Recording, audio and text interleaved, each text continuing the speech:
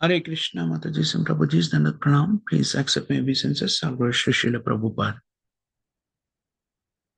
ఈరోజు భక్తి Vinod Thakur appearance day ని ఉదయం చెప్పుకున్నాం కదా కొంతవరకు భక్తి వినోద్ ఠాకూర్ గురించి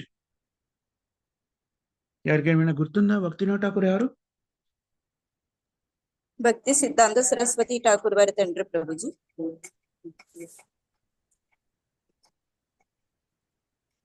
ఇంకా ఏంటి ఆయన అంతేనా భక్తి వినోద్ ఠాకూర్ పరంపరలో ఉన్న గురు ఆచార్యులు శిష్య పరంపరలో 29వ గురువు గారు ప్రభుజీ. గురు శిష్య పరంపరలో ఒక ప్రముఖమైన ఆచార్యుడు కదా షడ్గోస్వాముల్లో 7వ షడ్గోస్వామిగా కూడా చెప్పుకోవచ్చు అని చెప్పారు ప్రభుజీ. షడ్ గోస్వాములు 7వ గోస్వామిగా ప్రకటితం చేయబడ్డారు చెప్పుకోవచ్చు అని కూడా చెప్పుకున్నాం. అతను న్యాయ వృత్తి చేస్తుండే వాళ్ళు ప్రభుజీ. న్యాయ వృత్తి చేసేవాళ్ళు, న్యాయమూర్తిగా పనిచేసేవారు, న్యాయవాదిగా కాదు న్యాయమూర్తిగా పనిచేసేవారు. న్యాయ వృత్తి బ్రిటిష్ రాజ్యంలో న్యాయమూర్తిగా జడ్జ్ గా పనిచేసేవారు. ఎక్కడ పనిచేసేవారు? ఒరిస్సా ప్రభుజీ. పూరి జగన్నాథ్. ఎస్, జగన్నాథ్ పురిలో ఆయన న్యాయమూర్తిగా పనిచేసేవారు. తర్వాత ఏం చేశారు? చాలా గ్రంథాలు రచించారు ప్రభుజీ. సాంస్క్రిట్ లో అనువాదం చేశారు ప్రభుజీ. జగన్నాథ ఆలయంలో కూడా అక్రమాలు జరుగుతుంటే కూడా ఆర్జిస్తారు ప్రభుజీ. కీర్తనలు కూడా చాలా రాశారు. ఎస్, భక్తి వినోద్ ఠాకూర్ జగన్నాథ్ పురిలో అంటే న్యాయమూర్తిగా ఉన్నప్పుడు చైతన్య మహాప్రభు యొక్క గ్రంథాలని అధ్యయనం చేసినట్టుగా మనం నేర్చుకున్నాం కదా. తద్వారా ఆయన 10వ ఏట ఉన్నప్పుడే హృదయంలో ఒక రకమైనటువంటి ఆలోచన రేకెత్తేది ఏమిటని, ఈ జగత్తంతా ఏమిటి, నేనెవరు, ఈ జగత్తంతా ఏమిటి అనేటువంటి ప్రశ్నలు ఆవిర్భవించినట్టుగా చెప్పడం జరిగింది మనకి. 10వ ఏటనే కలిగినటువంటి ఆలోచనలు అలా పరిభ్రమిస్తూ దానివల్ల ఏం జరిగింది? ఆయన అతాతో బ్రహ్మ జిజ్ఞాస, సత్యాన్ని తెలుసుకోవాలనే ఆకాంక్షను పెంచుకున్నాడు. దానికి అనుగుణంగానే భగవంతుడైన కృష్ణ అందరి హృదయాల్లో కూడా ఉన్నారు కదా. స్వచ్ఛమైన హృదయంతోనే దాన్ని తెలుసుకోవాలని ప్రయత్నం చేసినప్పుడు శ్రీకృష్ణుని మార్గదర్శన చేస్తారు అని మనం వింటాం కదా, చైత్య గురువుగా. అలాగా భక్తి వినోద్ ఠాకూర్ కూడాను చైతన్య మహాప్రభుకు సంబంధించిన అవగాహన పెంచుకునే ప్రయత్నం చేశారు. ఎప్పుడైతే చైతన్య మహాప్రభు యొక్క లీలని అధ్యయనం చేస్తారో శాస్త్రాల్లో, పూర్తిగా కృష్ణ భక్తుడిగా మారి ఏమనుకున్నారు? బృందావనానికి వెళ్ళి అక్కడ జీవనాన్ని కొనసాగించారు. దీని గురించి మనం చర్చించుకున్నామా?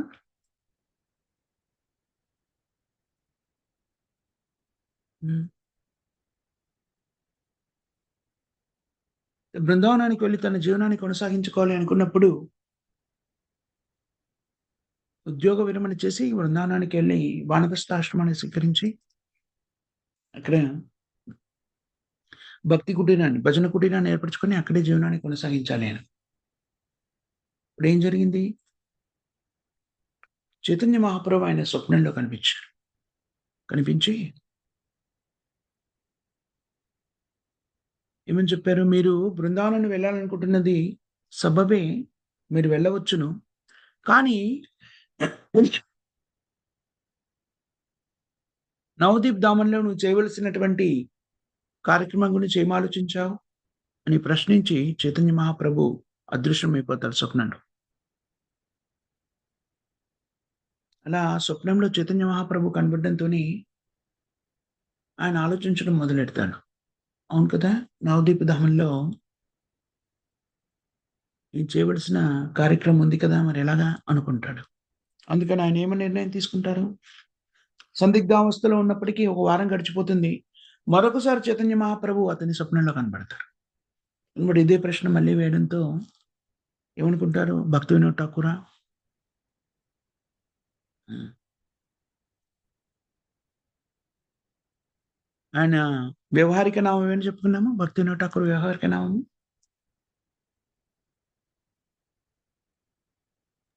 केदारनाथ प्रभु जी। కేదారినాథ్ దత్త హరి బోల్. యెస్. కేదార్‌నాథ్ దత్తగా ఉన్నటువంటి భక్తి వినోద్ ఠాకూర్ బ్రిటిష్ ప్రభుత్వానికి ఓ అర్జీ పెట్టుకుంటాడేమని, నాకిక్కడి నుంచి కృష్ణానగర్‌కి, అంటే ఆయన జగన్నాథ్‌పురిలో ఉన్నారు కదా! అక్కడి నుంచి మాయాపూర్, నవదీప్ ధామన్‌లో కృష్ణానగర్‌కి బదిలీ చేయమని పెట్టుకుంటారు. అంత సులభంగా కాదు వాళ్ళు అంగీకరించకపోతే, కృష్ణానగర్‌లో ఉన్నటువంటి అప్పటి న్యాయమూర్తిని సంప్రదించి మ్యూచువల్ ట్రాన్స్‌ఫర్ అంటారు చూడండి. ఆ వ్యక్తిని జగన్నాథ్‌పురికి రావడానికి అంగీకరింపచేసి ఆయన కృష్ణానగర్‌కి వెళ్తారు. కృష్ణానగర్ ఇప్పుడు కూడా ఉంది. మనం ట్రైన్‌లో మాయాపూర్ వెళ్ళే నిర్ణయాన్ని తీసుకున్నట్టే ట్రైన్‌లో వెళ్తే మనం కృష్ణానగర్‌లో దిగుతాం ఇప్పటికి కూడాను. ఆ కృష్ణానగర్‌లో భక్తిసిద్ధాంత సరస్వతి గోస్వాముల వారు న్యాయమూర్తిగా విధి నిర్వహణ బాధ్యతల్ని స్వీకరించారు. ఆ తర్వాత ప్రతి వారం కూడాను నవద్వీప ధామానికి వెళ్ళి ఆయన దాన్ని పరికిస్తూ ఉండేవారు. దాన్ని చూస్తూ ఉండేవారు. అలా ఒకానొక సందర్భంలో ఒక వారం అలా వెళ్ళి అక్కడే ఉన్నటువంటి ఒక భక్తుని ఇంట్లో ఉంటారాయన. ఒకరోజు శనివారం రోజు రాత్రి ఆయన మేడపైకి వెళ్తారు. అప్పుడాయన తన మూడవ పుత్రుడు మరియు ఒక సేవకుడు, అంటే ఒక క్లర్క్, వాళ్ళిద్దరితో అక్కడికి వెళ్తారు.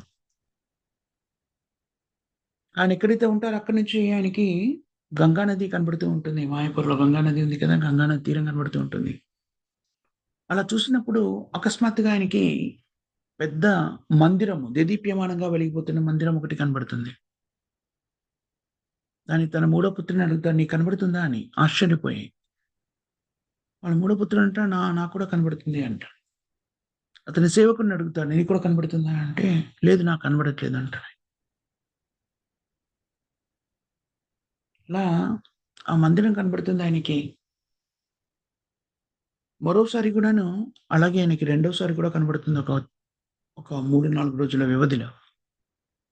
దాంతోనే ఆయన ఆ ప్రదేశానికి వెళ్లి అన్వేషించడం మొదలెడతారు. ఇది చెప్పుకున్నాం కదా మనం ఉదయం. చెప్పారు ప్రభుజీ. చెప్పలేదా? ना प्रभु जी। అవునా? చెప్పారు చెప్పున్నారు ప్రభు. అక్కడ ఆయన ఎక్కడైతే ఆ మందిరంలా కనబడిందో అక్కడికి ఆయన వెళ్తారు. వెళ్ళిపోయి అక్కడంతా కూడాను పరిశోధించే ప్రయత్నం చేస్తారు. పెద్దగా సమాచారం ఏం లభించదు అక్కడ ఆయనకి. పేరు కూడా మార్చబడి ఉంటుంది. అక్కడ తర్వాత ఒక రాజు దాన్ని పరిపాలించడం, ఆ రాజు పేరు మీద ఆ ప్రదేశాన్ని మార్చడం కూడా జరుగుతుంది. సో, మాయాపూర్ ఎక్కడుంది అనేటువంటి దాని గురించి ఆయన ఇంకా కూడాను చైతన్య మహాప్రభు జన్మస్థలం ఏమిటి అన్వేషించడం మొదలెడతారు. అన్వేషించడంలో భాగంగా ఆయన వేద శాస్త్రాన్ని అధ్యయనం చేయడము, గౌడీయ వైష్ణవ సిద్ధాంతానికి సంబంధించి చైతన్య మహాప్రభుకు సంబంధించినటువంటి గ్రంథాన్ని అధ్యయనం చేయడము, భక్తి రత్నాకర అనేటువంటి గ్రంథాన్ని ఆయన అధ్యయనం చేస్తారు. అలాగే అనేక గ్రంథాలను అధ్యయనం చేస్తారు. దాని తర్వాత సంవత్సరాల క్రితము మ్యాప్స్ ఉంటాయి కదా! ఇప్పుడు గూగుల్ మ్యాప్స్ అంటారు చూడండి. అలాగే మ్యాప్స్ అన్నీ కూడాను ఆయన పైగా న్యాయమూర్తి కాబట్టి వాటిని ప్రభుత్వ కార్యాలయం నుంచి తెప్పించుకోవడం సులభమవుతుంది కొంత. అవన్నీ తీసుకొచ్చి ఆయన వెతకడం మొదలెడతారు. అలా వెతుకుతున్నప్పుడు పూర్వ ఆశ్రమంలో ముద్రించినటువంటి ఒక మ్యాప్‌లో మాయాపూర్ అని కనబడుతుంది ఆయనకి. దాంతోనే ఆయన ఆ ప్రదేశము ఇప్పుడున్న ప్రదేశంతో పోల్చుకునే ప్రయత్నం చేసినప్పుడు ఆయనకి తనకెక్కడైతే దేదీప్యమానంగా మందిరంలా కనబడిందో అదే ప్రదేశంలో ఈ మాయాపూర్ అనేటువంటిది ఉంది అనేటువంటిది నిర్ధారించుకుంటాడు విశ్లేషణ ద్వారా. దాంతోనేం ఏం చేస్తారాయన, మళ్ళీ వెళ్తారు ఆ ప్రదేశానికి. వెళ్ళి ఇంకా విస్తృతంగా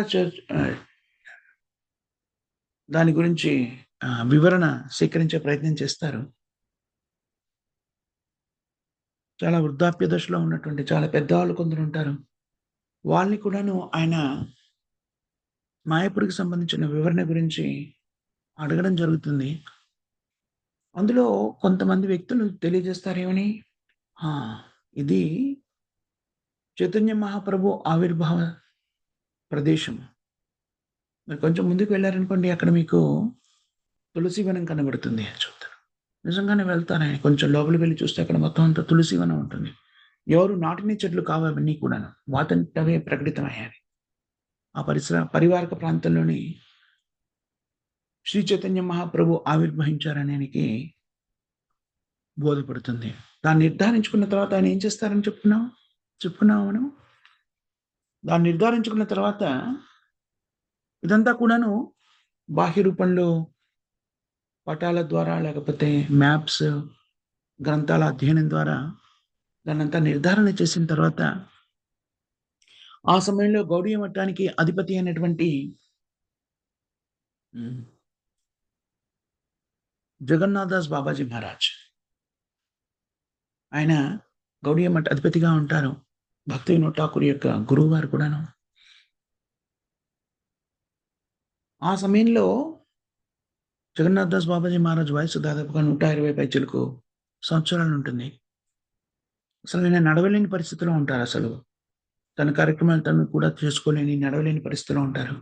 ఆయన ఒక చోటు నుంచి మరో చోటుకి తీసుకెళ్ళాలంటే శిష్యులు, భక్తులు ఒక బుట్టలో ఆయన్ని ఒక చోటు నుంచి మరో చోటుకి తీసుకెళ్తూ ఉంటారు. అలాంటి స్థితిలో ఉంటారు ఆయన. భక్తి వినోద్ ఠాకూర్ ఆహ్వానించడంతో ఆ ప్రదేశాన్ని చూడడానికి జగన్నాథదాస్ బాబాజీ మహారాజ్ అక్కడికి వెళ్తారు. అతని శిష్యులు కూర్చోబెట్టి తీసుకెళ్తారు. అక్కడికి వెళ్ళిన తర్వాత అసలు లేవలేని వాడు, అసలు కాలు కూడా కదలపలేనటువంటి స్థితిలో ఉన్నటువంటి భక్తి జగన్నాథ్ దాస్ బాబాజీ మహారాజ్ ఆ ప్రదేశం చూడగానే ఒక్కసారిగా దాని నుంచి, ఆ బుట్ట నుంచి బయటకు వచ్చేసి నృత్యం చేయడం మొదలెడతాడు. ఇది మహాప్రభు జన్మస్థలము, మహాప్రభు జన్మస్థలము. దానితోని భక్తి వినోద్ ఠాకూర్కి నిర్ధారణ జరుగుతుంది. తన లెక్కల ప్రకారంగా పటాలు, గ్రంథాలు అధ్యయనం చేయడం వల్ల ఏర్పడింది. ఒక విధంగా అది భౌతికమైన లెక్కలైతే, విశుద్ధమైన వైష్ణవుడు చూడగానే, అతనిలో కలిగినటువంటి మార్పును చూడగానే ఆయన అనుకుంటాడు, ఇది ఖచ్చితంగా నిర్ధారితమవుతుంది, ఇది చైతన్య మహాప్రభు ఆవిర్భావ స్థలం అని. అదే ఇప్పుడు మనకి మాయాపూర్ మందిరంగా ఏర్పరచబడినటువంటి స్థలం. దాంతో ఆయన నిర్ధారిస్తారు, ఇక్కడ ఇదే చైతన్య మహాప్రభు ఆవిర్భావ స్థలం అని. దాని తర్వాత చైతన్య మహాప్రభు చేసినటువంటి అనేక రకమైనటువంటి దివ్యలీలా ప్రదేశాలని కూడాను ఆయన వ్యక్తీకృతం చేస్తారు. మనం నేను చెప్పుకున్నాం అనుకుంటున్నాను నేను. ఏమిటంటే శ్రీకృష్ణుని యొక్క దివ్యమైన స్థలాలు ఏవైతే ఉన్నాయో బృందావనంలో, చైతన్య మహాప్రభు ఆవిర్భవించేసరికి బృందావనం అనేటువంటిది ఎక్కడుంది, ఏమిటి జనాలకు తెలియని పరిస్థితి ఏర్పడింది. చైతన్య మహాప్రభు బృందావనంలో శ్రీకృష్ణుడి జన్మస్థలాన్ని, బృందావన ప్రాంతంలో శ్రీకృష్ణుని దివ్యమైన లీలలు ఎక్కడెక్కడ ఏం చేశారో గుర్తించారు. శ్రీకృష్ణుని జన్మస్థలాన్ని గుర్తించారు. వాటినన్నింటినీ కూడాను చైతన్య మహాప్రభు ప్రకటితం చేస్తే, చైతన్య మహాప్రభు ఎక్కడ ఆవిర్భవించారు, చైతన్య మహాప్రభు యొక్క జన్మస్థలం ఏమిటి, చైతన్య మహాప్రభు లీలలు ఎక్కడ చేశారు అనేటువంటి కూడాను భక్తి వినోద్ ఠాకూర్ ప్రకటితం చేసినట్టుగా మనకి బోధపడుతుంది.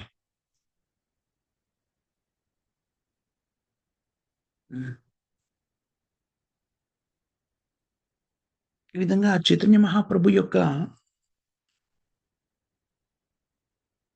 ప్రబోధనల్ని బయటకు తీసుకొచ్చినవాడు భక్తి వినోద్ ఠాకూర్. అంతేకాదు, ఆ సమయంలో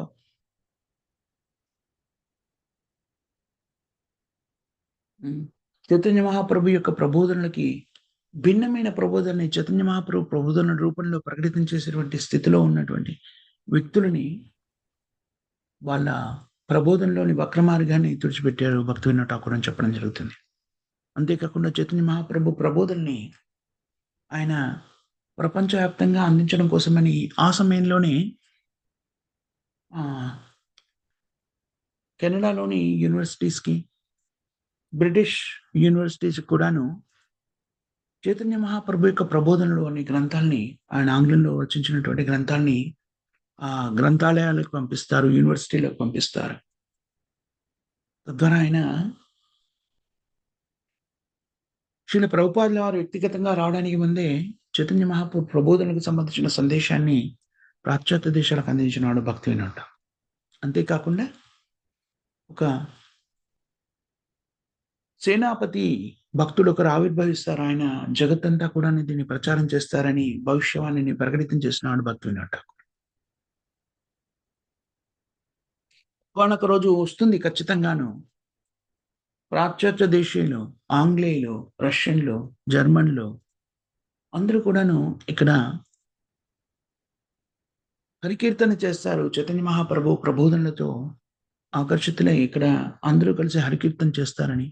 ప్రపంచవ్యాప్తంగా ప్రతి నగరంలో కూడాను హరికీర్తన జరుగుతుందని, నామజపం జరుగుతుందని భవిష్యవాణి తెలియజేసినాడు భక్తివినోద ఠాకూర్.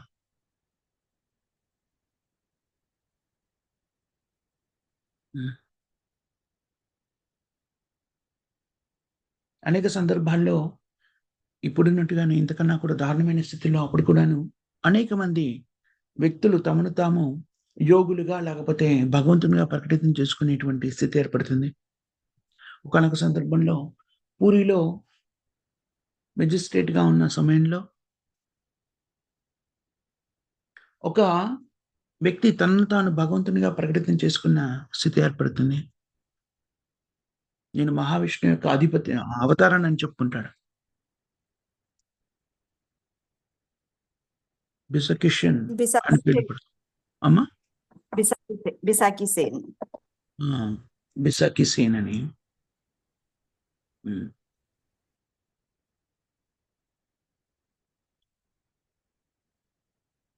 షర్దాయిపూర్ అనే గ్రామానికి సమీపంలో ఆయన మందిరాన్ని ఏర్పరచుకుంటాడు.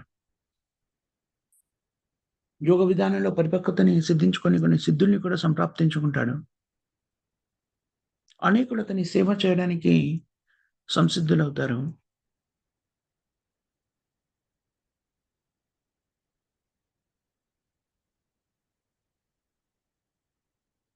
ఇలాంటి స్థితిలో అతని మీద ఒక కంప్లెయింట్ వస్తుంది. మనం చెప్పుకున్నామా నిన్న ఉదయం మనం? చెప్పుకున్నామా? చెప్పుకోలేదా?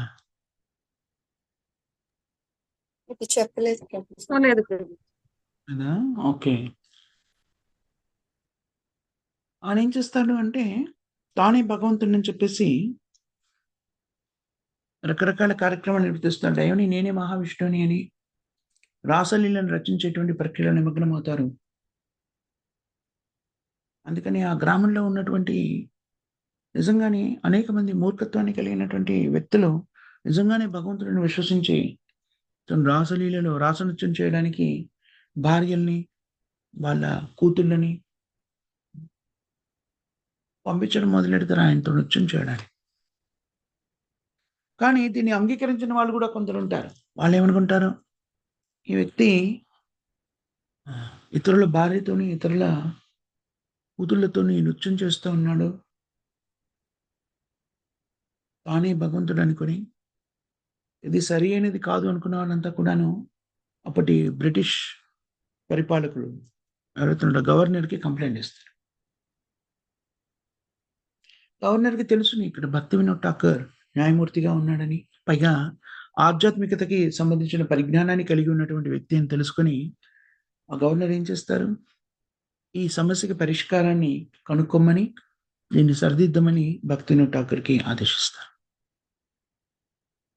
హ్మ్.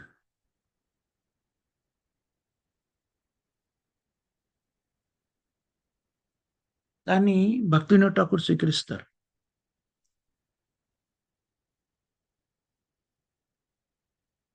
పూరీలో ఉన్నప్పుడు ఈ సంఘటన జరుగుతుంది.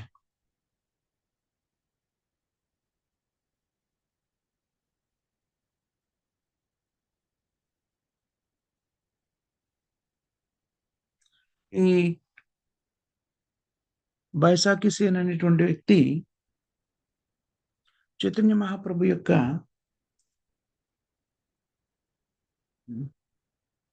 అతిభారిస్ అనే తత్వానికి చెందినటువంటి వాడు, ఒక విభాగానికి చెందినటువంటి. ఈ విభాగానికి చెందినటువంటి వ్యక్తులు చైతన్య మహాప్రభు యొక్క పుస్తకాన్ని మార్చి చైతన్య మహాప్రభు మరోసారి ప్రకటితమవుతారు అనేటువంటి ప్రచారం చేసి అది ఇతనే అని చెప్పడం కూడా చేస్తారు.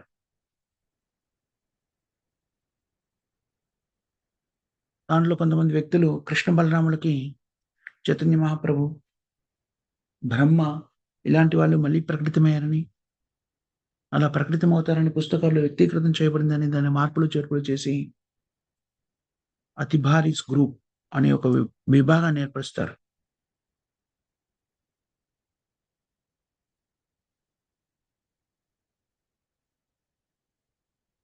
దాంట్లో ఏమని చెప్తారంటే 14వ చైత్ర మాసము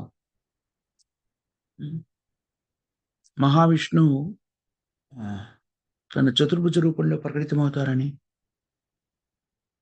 ఆ గ్రామంలో అంతా కూడా వ్యాప్తి చెందిస్తారు. ఈ బైసాఖి సేన్ అనేటువంటి యోగి తానే మహావిష్ణువుని ప్రకటితం చేసుకుంటాడు.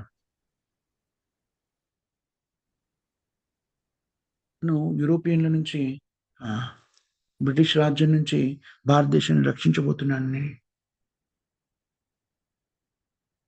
తద్వారా రకరకాలైనటువంటి సిద్ధులలో సంప్రాప్తించుకున్నటువంటి కొన్ని విభిన్నమైనటువంటి స్థితులను వ్యక్తీకరిస్తుంటారు జనాల్ని ఆకర్షించడం కోసమే.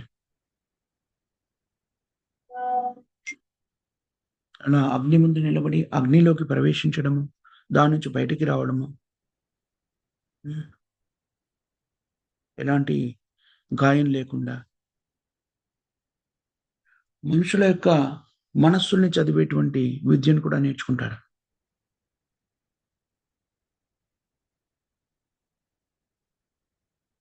రకరకాల వ్యాధులతో వచ్చిన వాళ్ళకి రోగ నిరోధన చేయడము, అతని తల నుంచి అగ్నిని ప్రకటితం చేయడము. ఎవరికైతే యోగ విధానాల్లో సంప్రాప్తించుకునే సిద్ధులకు సంబంధించిన పరిజ్ఞానం లేదో, ఇవన్నీ కూడాను చాలా గొప్ప విషయాలుగా కనబడతాయి. సాధారణమైన వ్యక్తులకి ఇది నిజంగానే గొప్ప విషయాలు, యోగ సిద్ధులు.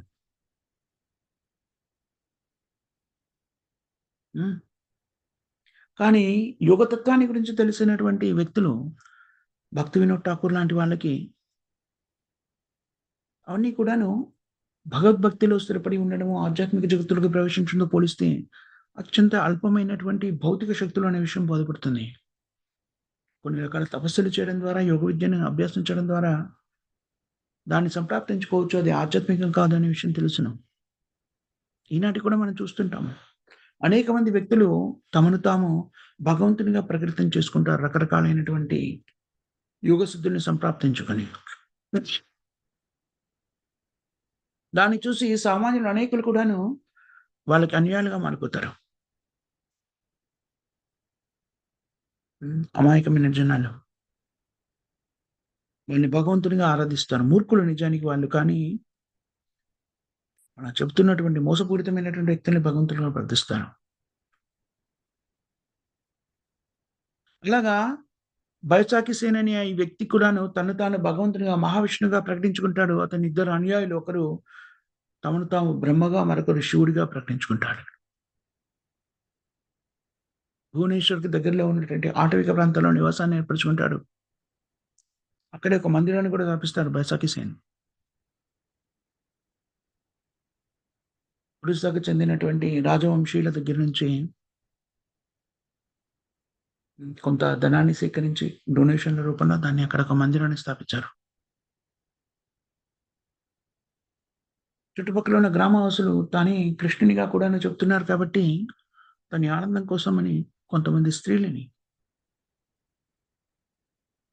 పంపిస్తారు రాసనృత్యం చేయడానికి అనువుగాను.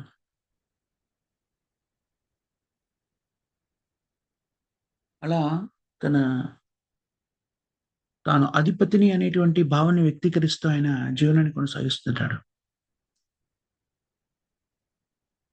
కానీ ఆ సమయంలో ఏం జరుగుతుంది? అలా వచ్చినటువంటి స్త్రీల్లో కొంతమంది ఉన్నత కుటుంబాలకు చెందిన భార్యలు వాళ్ళు వ్యక్తుల యొక్క భార్యలు వాళ్ళు వాళ్ళతో లైంగిక సంబంధాన్ని ఏర్పరచుకుంటాడు. హ్మ్. బ్రింగా బ్రింగార్‌పూర్ బ్రింగా బ్రింగార్‌పూర్ అనే ప్రదేశానికి చెందినటువంటి ఉన్నత కుటుంబానికి చెందినటువంటి వ్యక్తుల యొక్క భార్యలు వాళ్ళు.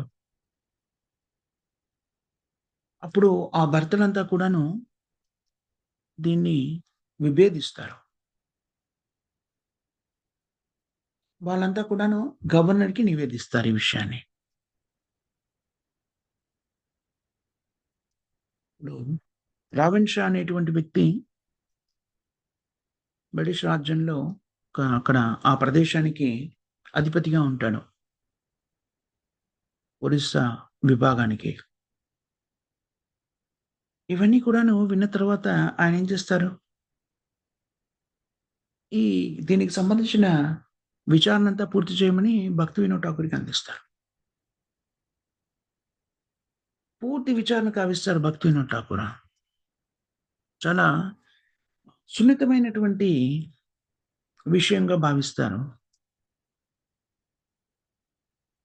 బైసాఖి సేన్ తన అనుయాయుల్ని పెద్ద మొత్తంలో ఏకీకృతం చేస్తారు.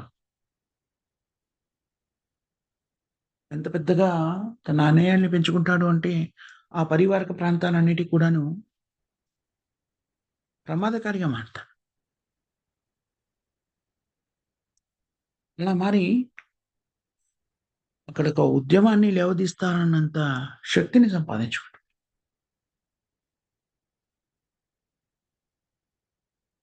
భక్తి వినోద్ ఠాకూర్ ఆయన దగ్గరికి వెళ్తారు. సాధారణ దుస్తుల్లో అతని దగ్గరికి వెళ్తారు. వెళ్తూ, వెళ్తూ అతనితో పాటు కొంతమంది కానిస్టేబుల్స్‌ని, డిస్ట్రిక్ట్ సూపరింటెండెంట్, పోలీస్ శాఖకు చెందిన వాళ్ళని కూడా సాధారణ దుస్తులో ఒకరోజు అక్కడికి వెళ్తారు.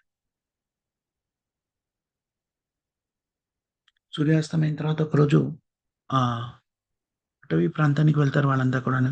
ఎక్కడైతే యోగి నివసిస్తున్నాడో అక్కడికి. దాని గ్రామం పేరు కూడా మనకివ్వబడింది. షర్దాయిపూర్ అనే గ్రామం. ఆ యోగితో పాటు అనేకులు ఆసీనులై ఉంటారు. అనేక మంది రోగగ్రస్తులైన వాళ్ళు వ్యాధి నివారణ కోసమని ఈ యోగి దగ్గరికొస్తారు. అందరూ కూడాను వాళ్ళ వ్యాధి నివారణ కాగానే భగవంతుని యొక్క అవతారమని భగవంతుడే స్వయంగా అని కీర్తించడం చూస్తాను. భక్తి వినోద్ ఠాకూర్ అక్కడికి రాగానే తన స్థానం నుంచి ఆ యోగి పైకి లేస్తారు.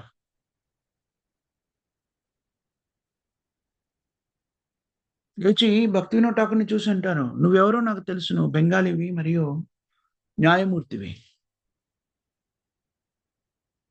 ఈ రాత్రి పూట ఇక్కడికెందుకొచ్చావు?" అని అడుగుతారు. భక్తి వినోద్ ఠాకూర్ వినమ్రతతోని నిన్ను చూడ్డానికొచ్చాను.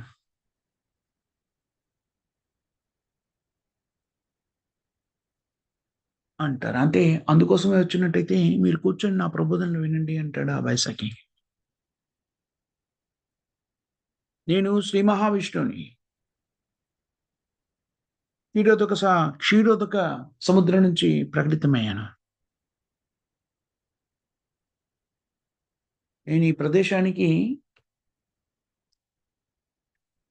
నా అంత నేనుగా వచ్చాను. అతి శీఘ్రంగా ఈ పాశ్చాత్యులని నాశనం చేస్తాను సమూలంగా.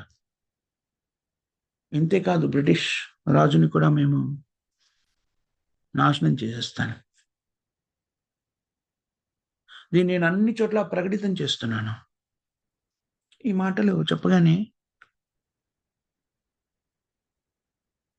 చెప్పి ఆ బైసాకి సేన్ భక్తి వినోద్ ఠాకూర్ చేతిలో ఒక ఆహ్, పామ్ లీఫ్ అంటారు చూడండి. అదొక ఆకుంటుంది కదా అది. హ్మ్. దాన్ని ఆహ్, తాళపత్రము అంటారు చూడండి. తాళపత్ర గ్రంథం, తాళపత్రము అంటారు కదా! అలాంటి దాన్ని ఒకదాన్ని అలా గాలిలో సృష్టించేసి బైసాఖి సేన్ భక్తి వినోద్ ఠాకూర్ చేతిలో పెడతారు. ఆయన ఏదైతే చెప్పారో నోటితో అవన్నీ కూడాను ఒక పద్య రూపంలో దాని మీద రాసుంటుంది. తన యోగ సిద్ధులన్నీ కూడాను ప్రకటితం చేస్తూ భక్తి వినోద్ ఠాకూర్‌కి సంబంధించిన వివరణంతా చెప్పడం మొదలెడతాడు. తన పేరు, ఎందుకొచ్చాడు, అవన్నీ చెబుతూ తను ఈ కార్యక్రమంలో భంగం కలిగించే ప్రయత్నం చేయకూడదని హెచ్చరిస్తారు. అంతేకాకుండా తనతో పాటు తీసుకొచ్చిన వ్యక్తుల్ని కూడాను సాధారణ దుస్తుల్లో వచ్చినా కూడాను వాళ్ళ స్థితి ఏమిటో నాకు తెలుసును. వాళ్ళంతా కూడాను ఇదే ప్రదేశాల్లో చుట్టుపక్కల దాక్కొని ఉన్నారు అని కూడా చెప్తారు. దీన్నన్నీ చూసి మామూలు వ్యక్తులైతే ఆహా! ఓహో! ఎంత గొప్పగా చెప్పాడో అనుకోవచ్చును. కానీ భక్తి వినోద్ ఠాకూర్ వీటిని చూసి ఆశ్చర్యపోడు. నీవు ఒక మహావిష్ణువు అయినట్టయితే ఈ అరణ్యంలో ఎందుకున్నారు మీరు? జగన్నాథ పూరిలో ఎందుకు లేరు? జగన్నాథుడు నివాసం ఉంటున్నటువంటి జగన్నాథ్ పూరిలో ఉండొచ్చు కదా! జగన్నాథ మందిరంలో. అప్పుడు ఆ యోగి ఏమని చెప్తాడు? నేనే స్వయంగా భగవంతుడిని. పూరిలో ఉన్నది భగవంతుడు కాడు. ఇలా జగన్నాథునిగా మీరు ఎవరైతే కొలుస్తున్నారో అది పెద్ద కర్రతో చేసినటువంటి పెద్ద విగ్రహం. శ్రీ చైతన్యుడు నా ప్రియమైన భక్తుడు. నేను భారతదేశాన్ని మళ్ళీ హిందూ సామ్రాజ్యంగా మారుస్తాను. అందుకని నేను ఈ అరణ్యంలో నివసిస్తున్నాను. నువ్వు గొప్ప న్యాయమూర్తివి, గొప్ప భక్తుడివి అని నాకు తెలుసును. హిందూ రాజ్యం ఏర్పడిన తర్వాత అలాంటి రాజ్యంలో ఆ ప్రభుత్వంలో నీకు ఒక ఉన్నతమైన స్థానాన్ని ఇస్తాను. ఒరిస్సా రాష్ట్రానికి గవర్నర్‌గా చేస్తాను నేను. ఇప్పుడు ఇదంతా విన్న భక్తి వినోద్ ఠాకూర్ చాలా గంభీరంగా సమాధానం చెప్తాడు. అల్పుడైన జీవాత్మ ఎప్పుడు కూడా భగవంతుడు కాలేడు. రావణుడు, హిరణ్యకశిపుడు, శిశుపాలుడు, దంతవక్రుడు ఇలాంటి చైతన్యంతోనే భగవంతుడిని అయిపోవాలని ఆకాంక్షించిన వాళ్ళంతా కూడాను నశింపజేయబడ్డారు.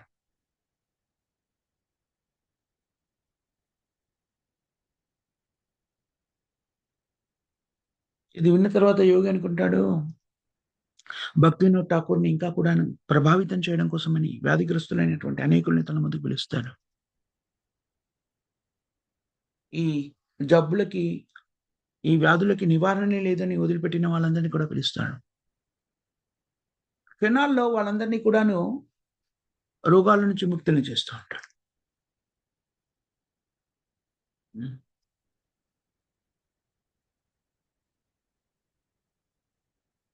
కొంతమంది రకరకాల వ్యాధులతో ఉంటే ఈ యోగి గాలిలో ఆహ్, విభూతిని ప్రకటితం చేసి దాన్ని వాళ్ళ గాయాల మీద రాయడం ద్వారా అప్పటికప్పుడు ఆ గాయాలు నయమైపోవడము.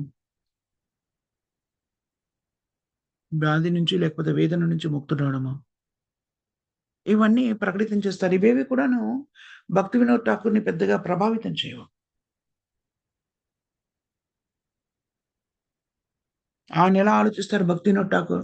ఈ యోగి భగవంతుని ఎడ గొప్ప అపరాధం చేస్తున్నాడు. ఎందుకనంటే భగవంతునిచే అనుగ్రహించబడినటువంటి శక్తులన్నీ తన తనను తాను అధిపతిగా వ్యక్తీకరించుకోవడానికి వినియోగిస్తున్నాడు.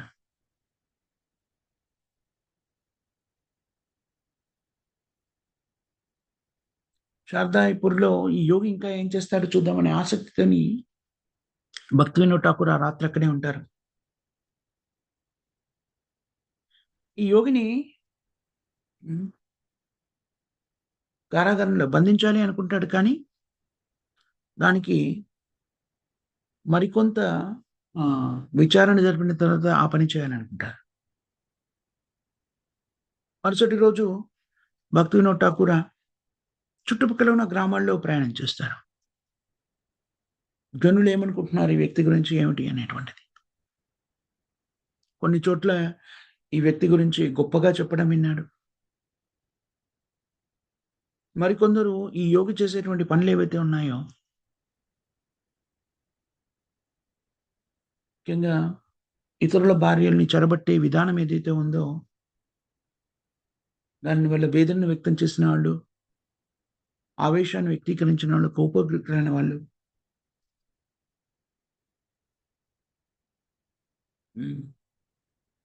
కొంతమంది గ్రామస్తులేమో స్త్రీలను ఆకర్షిస్తున్నాడు ఈ వ్యక్తి. కాబట్టి మా గ్రామంలో ఉన్నటువంటి స్త్రీలకు కూడాను ఈ దుష్కర్మ పడుతుందో ఏమో అని ఆవేదన వ్యక్తం చేస్తారు. ఇవన్నీ సంగ్రహించిన తర్వాత భక్తి వినోద్ ఠాకూర్ వచ్చేసి ఈ యోగిని కారాగారంలో బంధించమని ఆదేశిస్తారు. కానీ ఈ యోగికున్న శక్తులు చుట్టుపక్కల వీళ్ళు చూస్తున్నారు కదా, భక్తి వినోద్ ఠాకూర్తో వచ్చిన వాళ్ళు కూడాను, కానిస్టేబుల్స్ వాళ్ళు ఈ యోగిక శక్తులను చూసి ఆయన అరెస్ట్ చేయడానికి భయపడతారు.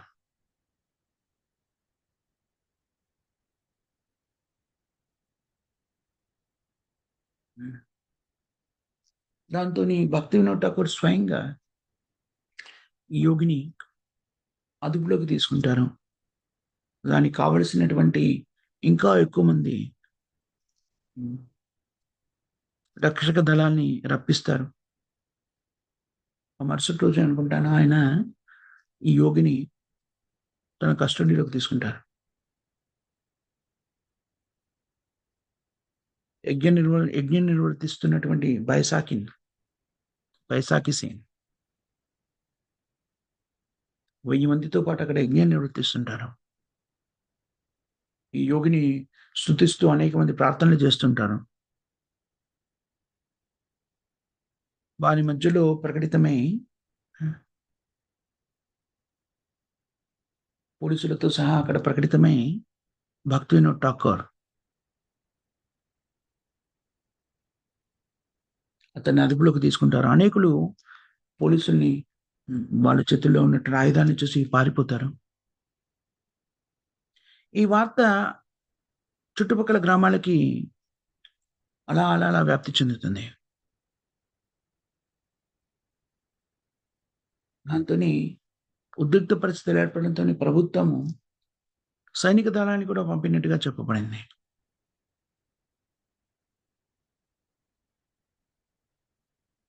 అదుపులోకి తీసుకునే ప్రయత్నం చేస్తున్నప్పుడు బైసాకి సేన్ చాలా ప్రశాంతంగా జరుగుతున్న సంఘటనలన్నీ చూస్తూ కూర్చున్నాడని చెప్పడం జరిగింది. భక్తి వినోద్ ఠాకూర్ ఆయన దగ్గరికి వెళ్తారు. కొంత నిశ్శబ్దం తర్వాత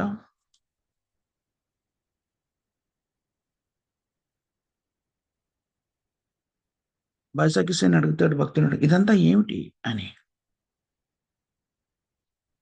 భక్తి వినోద్ ఠాకూర్ చెప్తారు, నిన్ను అదుపులోకి తీసుకోవడానికి వాళ్ళంతా వచ్చారు. ఇది గవర్నర్ యొక్క ఆదేశము.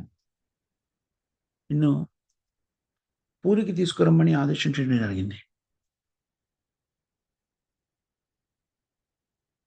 ఆ బైసాకి సేన్ క్రోధోద్రిక్తుడై కోపంతో, ఈ గవర్నర్ ఎవరు? నేనే రాజుని, నేను దేవాది దేవుడను, ఈ జగత్తునంతటికి, అన్ని జగత్తులకి, ప్రకృతి అంతటికి అధిపతిని. ఎవరి ముందుకు కూడా నేను తల వంచును. నేను చూస్తాను ఈ ప్రదేశం నుంచి నన్ను ఎవరు కదల్చగలుగుతారు.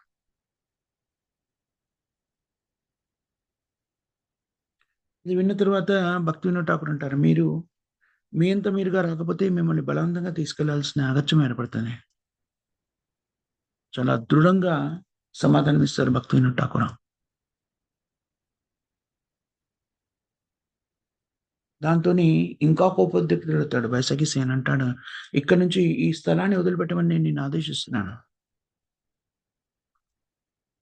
చూస్తాను ఎవరి శక్తిమంతులు నన్ను ఎవరు తీసుకెళ్ళగలరు.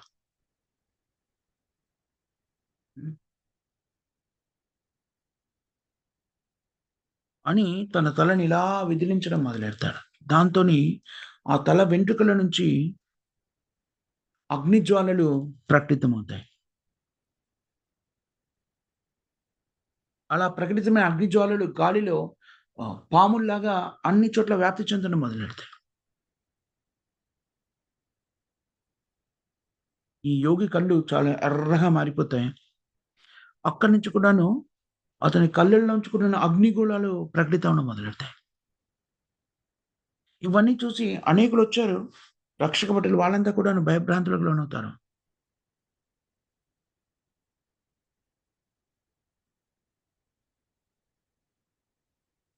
ఇప్పుడు భక్తి వినోద్ ఠాకూర్ అంటారు, బైసాఖి సింగ్,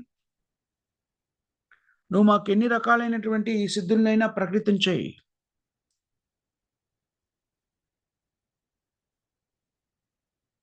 ఇవేవి మేము మర్చిపోము.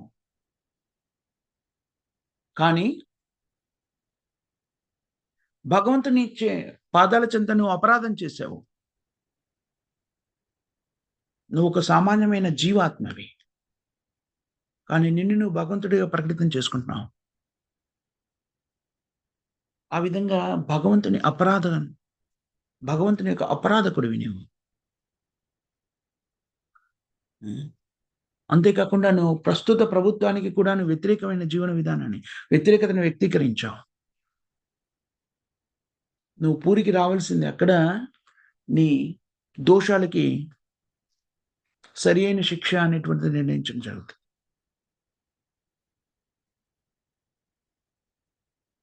అప్పుడు ఈ వైజాగ్ సేన అంటాడు, నేను ఇక్కడి నుంచి కదలను, నేను చాలా శక్తివంతుణ్ణి, నువ్వు నన్ను ఇక్కడి నుంచి కదల్చలేవు, అందుకని నువ్వే ఇక్కడి నుంచి వెళ్ళిపోమంటాడు.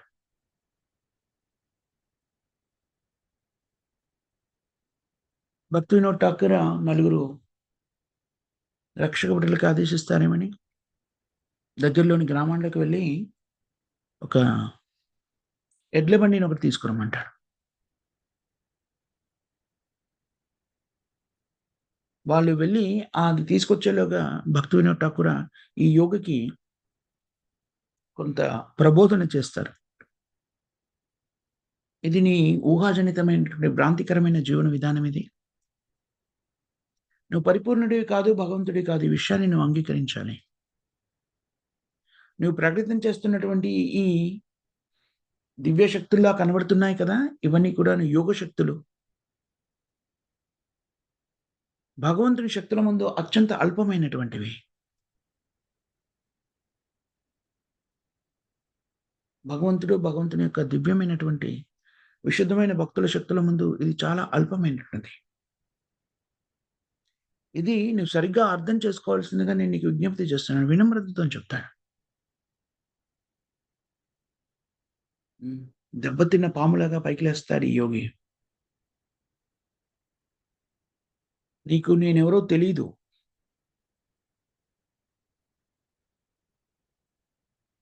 నా అగ్నిని, నా క్రోధాగ్నిని జాగృతం చేసినట్టయితే ఈ ముల్లోకాలు కూడాను భస్మీపటలం చెందుతాయి. ఈ జగత్తు మీద నాకున్న కరుణ మూలంగా నేను ఆ ప్రక్రియకి ఒడగట్టట్లేదు అని చెప్తాడు ఆయన. భక్తి వినోద్ ఠాకూర్ ఇది విని పెద్దగా నవ్వేస్తాడు. సరే, అయితే నువ్వు పూరికి రా, అక్కడికి వచ్చాక నీ శక్తులని, నీ క్రోధాగ్నిని ప్రదర్శిద్దు కానీ అని చెప్తాడు. ఇంత లోపల ఈ వెళ్ళినటువంటి రక్షక భటులు బండిని తీసుకొని వస్తారు. ఇంకా తనకు జరగబోయేటువంటిది ఊహించినటువంటి ఈ బైసాఖి సేన్ ఈ బండిని ఎక్కేస్తాడు.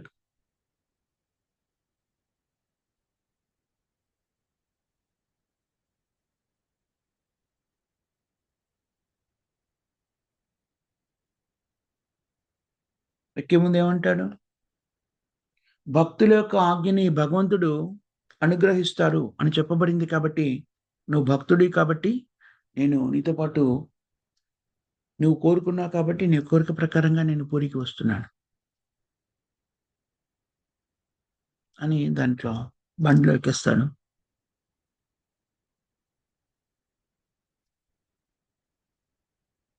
అలాగా బండిలో ప్రయాణం చేస్తున్నప్పుడే భక్తి వినోద్ ఠాకూర్ ఈ వివాదానికి సంబంధించిన తీర్పునంతా కూడా రాసిస్తూ ఉంటాడు. అలా ఠాకూర్ తన తీర్పును రాస్తున్నప్పుడు ఈ యోగి తన యోగ శక్తుల్ని ప్రకటితం చేయడం మొదలెడతాడు.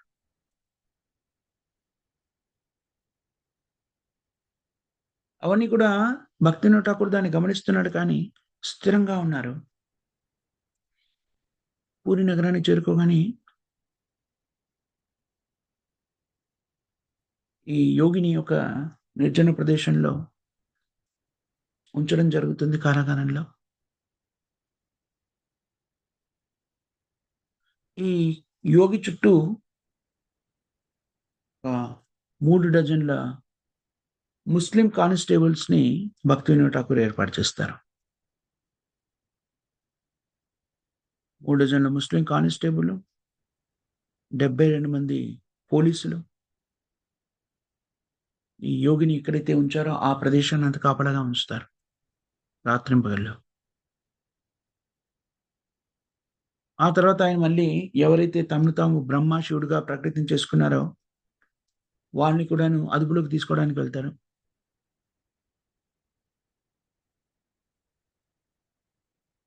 వాళ్ళు ఆ స్థితిని చూసి బైసాఖి సేన్ మాకు చెప్పారు కాబట్టి మేము దాన్ని స్వీకరించాము అని లొంగిపోతారు నిజానికి. వీళ్ళందరినీ కూడాను కోదా గ్రామం యొక్క సబ్ డివిజనల్ ఆఫీసర్గా ఉన్నటువంటి టైలర్ అనేటువంటి వ్యక్తి విచారిస్తారు అని చెప్పబడింది.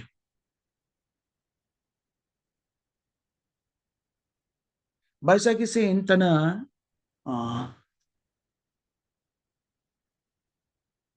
ఎక్కడైతే బంధించి ఉంచారో అక్కడ నిద్ర, ఆహారము, నీరు అన్ని కూడాను త్యజించి అలా ఉండిపోతాడు. భక్తి వినోద్ ఠాకూర్ ఈయనకి అనేక పర్యాలు నివేదిస్తారు. ఏదైనా ఆహారం తీసుకోమని చెప్తాడు. వేదశాస్త్రాలకు సంబంధించి భగవత్ పరిజ్ఞానానికి సంబంధించిన అనేక రకమైనటువంటి సూచనలు అందజేస్తారు. ఈ బైసాఖి సేన్ ఏది కూడా వినడానికి ఇష్టపడ్డావు.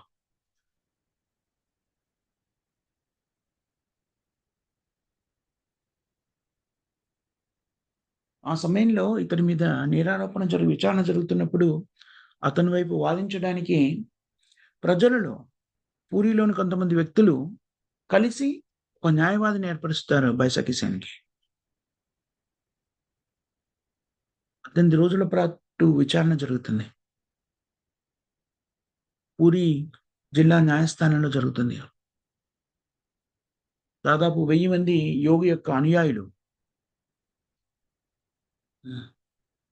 కోర్టు ముందు గుమిగూడి ఉంటారు. ఈ విచారణ జరుగుతున్నప్పుడు యోగిని విడుదల చేయాలని వాళ్ళు నినాదాలు చేస్తూ ఉంటారు. 5వ రోజు ఈ విచారణ జరుగుతున్నప్పుడు ఒకరోజు కోర్టు మధ్యలో విరామం తీసుకుంటుంది.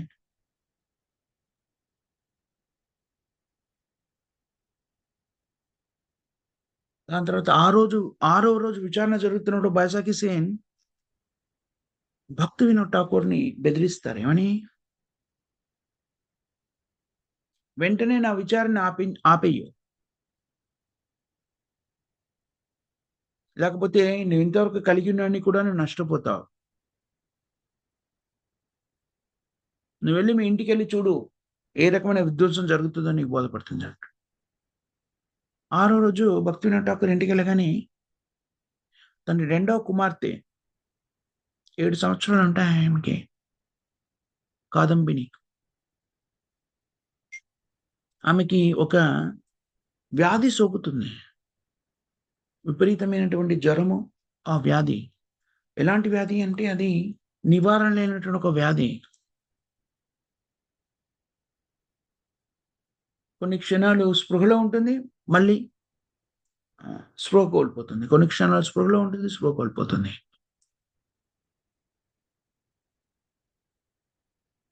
ఇల్లంతా కూడాను రకరకాల ఆర్ధనాదాలు వినబడుతూ ఉంటాయి.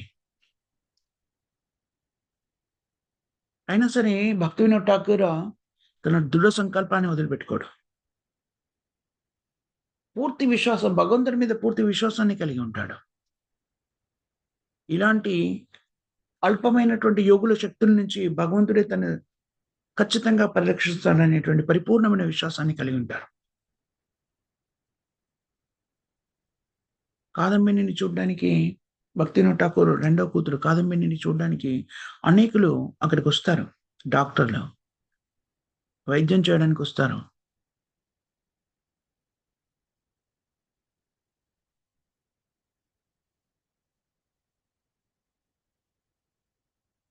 మరుసటి రోజు ఉదయం 8 గంటలకల్లా ఆమె కోలుకుంటుంది.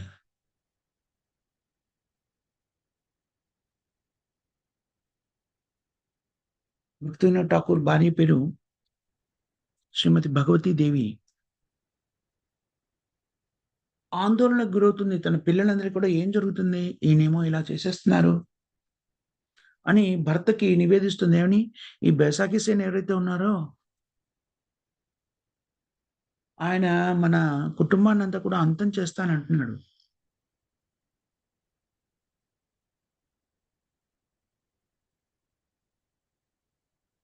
ఆయన అంతం చేయడానికి ముందే, ఇలా వేదనలకు గురిచేసి అంతం చేయడానికి ముందే మనమంతా కూడాను మరణిద్దాం అని నివేదిస్తున్నారు. ఇప్పుడు భక్తివినోద్ ఠాకూర్ అంటారు, కానీ ఈ మూర్ఖుడు శిక్షించబడాలి కదా!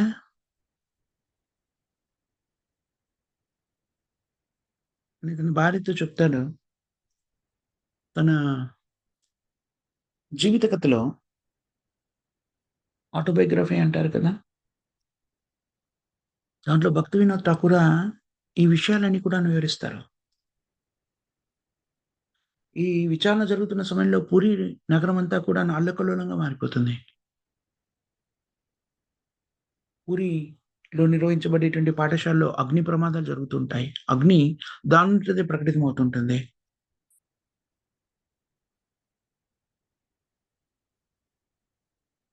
ఇదంతా కూడా బైసాఖి మూలంగానే జరుగుతుందని అక్కడ ప్రజలు అనుకుంటూ ఉంటారు. అదే సమయంలో కాదంబినికి కూడాను విపరీతమైనటువంటి జ్వరం వస్తూ ఉంటుంది.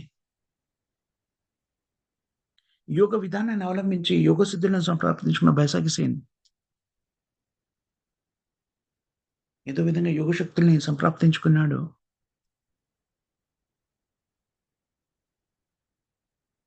దాన్ని దుర్వినియోగం చేయడం మొదలెట్టాడు.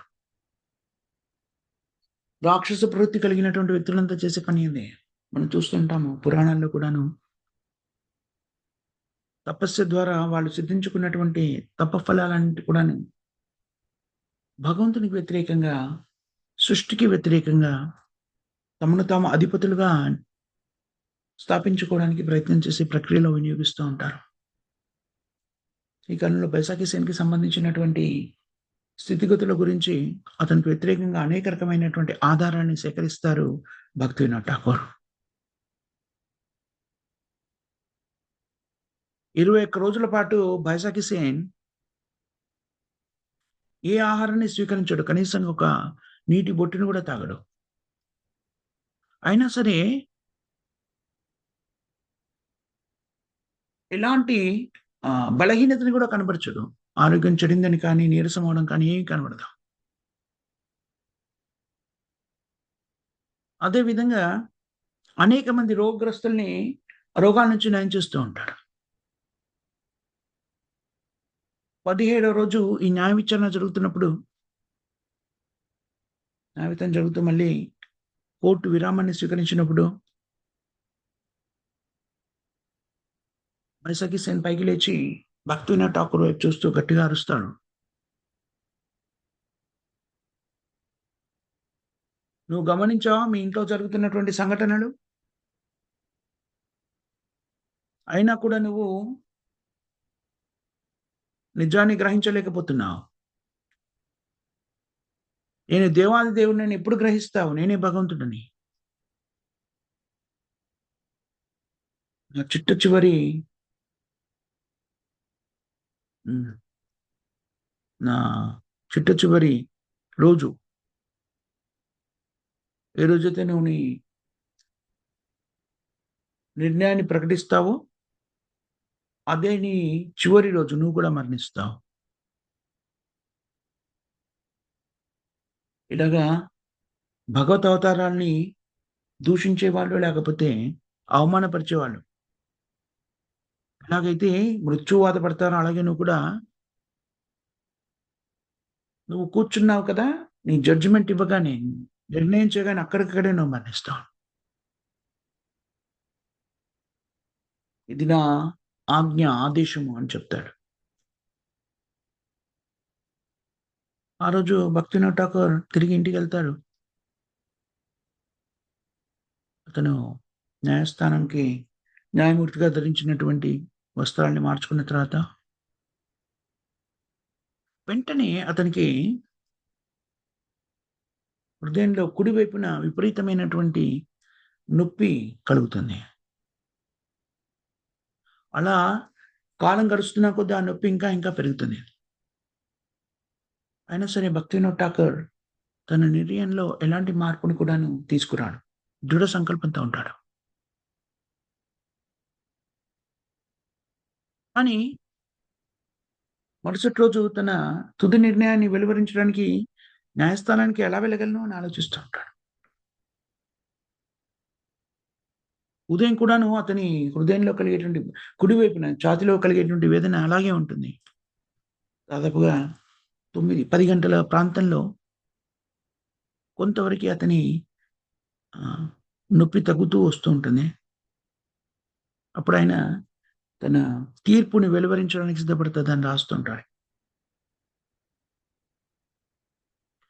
తను రాస్తూ ఉంటాడు, కానీ మళ్ళీ లేచి నిలబడలేని పరిస్థితి ఏర్పడుతుంది ఆయనకి. అందుకని ఆయన్ని ఒక పల్లకిలో తీసుకెళ్తారు ఆయన.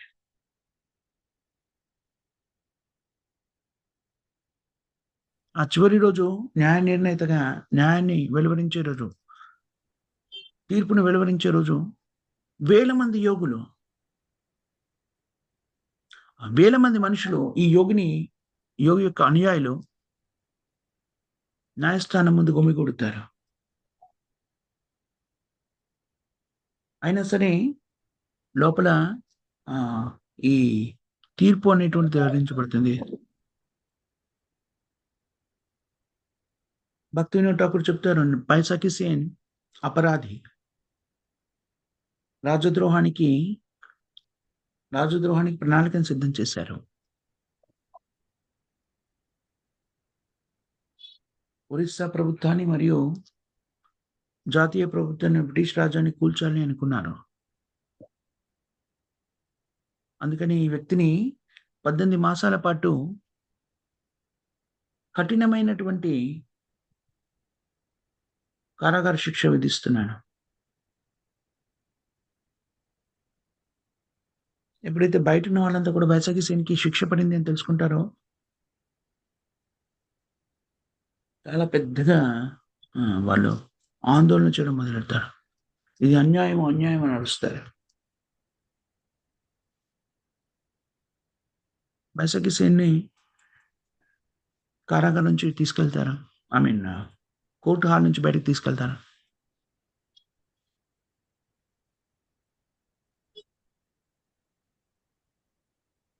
ఆ సమయంలో అక్కడే ఉన్నటువంటి ఒక వైద్యుడు, దీనికి సంబంధించి 2 భిన్నమైన అభిప్రాయాలు వ్యక్తీకృతం చేయబడ్డాయి. కానీ ఒక చోట ఆ సమయంలోనే జిల్లా వైద్యాధికారి ఒకరు ముందుకొచ్చేసి బైసాఖి సేన్ చాలా పెద్ద పెద్ద వెంట్రుకలు ఉంటాయి. వెనక నుంచి బైసాఖి సేన్ వెంట్రుకలన్నీ కట్ చేసిస్తాను ఆయన. ఇంకో చోట ఏం చెప్పబడింది అంటే, ఈ వెంట్రుకల్ని కత్తిరించమని భక్తివినోద్ ఠాకూరే ఆదేశిస్తారు, కానీ దానికి ఎవరు కూడా సిద్ధపడరు. అందుకని తానే స్వయంగా దాన్ని కత్తిరిస్తారని ఒక చోట చెప్పబడింది. మరొక చోట జిల్లా వైద్యుడు ఈయన బైసాఖి సేన్ని కోర్టు హాల్ నుంచి బయటకు తీసుకెళ్తూ ఉంటే ఒక్కసారిగా అక్కడ ప్రకటితమై అతని వెంట్రుకల్ని కట్ చేశారని చెప్పబడింది. ఏదేమైనా కూడాను బైసాఖి సేన్ వెంట్రుకల్ని కత్తిరించడం, పొడుగాటి వెంట్రుకల్ని కత్తిరించడం జరుగుతుంది.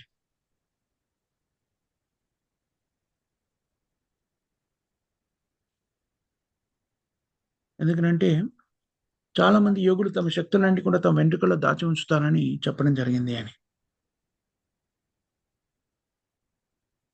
ఎప్పుడైతే అతని వెంట్రుకలు కత్తిరించడం జరిగిందో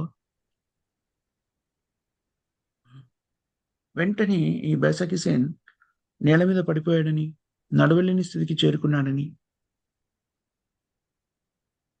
అదే సమయంలో భక్తి వినోద్ ఠాకూర్‌కి కలుగుతున్నటువంటి అసౌకర్యం ఏదైతే ఉందో, ఛాతీలో నొప్పి ఇలాంటివన్నీ కూడాను తక్షణం మటుమాయమైపోయాయని. అప్పుడు కోర్ట్ గదిలోంచి ఈ బైసాకి సేన్‌ని ఒక స్ట్రెచర్ అంటారు కదా! దాని మీద తీసుకెళ్లారు. నడవలేని పరిస్థితిలో ఉన్నాడాయన.